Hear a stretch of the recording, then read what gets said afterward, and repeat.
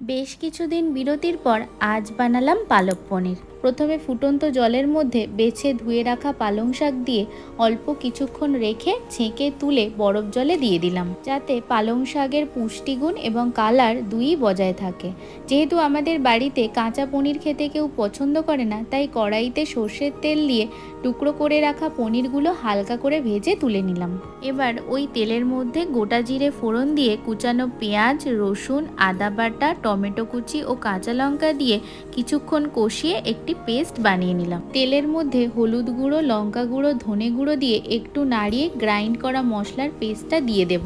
কিছুক্ষণ কষিয়ে নিয়ে জল ঝরানো পালং শাকের পেস্টটাও দিয়ে দিলাম। নাড়িয়ে চাড়িয়ে পরিমাণ মতো গরম জল দিলাম, স্বাদ মতো নুন ও ভাজা পনিরগুলোও দিয়ে দিলাম। 5 মিনিট ফুটিয়ে জিরে গুঁড়ো, গরম মশলা ও ফ্রেশ ক্রিম ছড়িয়ে নামিয়ে নিলেই তৈরি পালং পনির।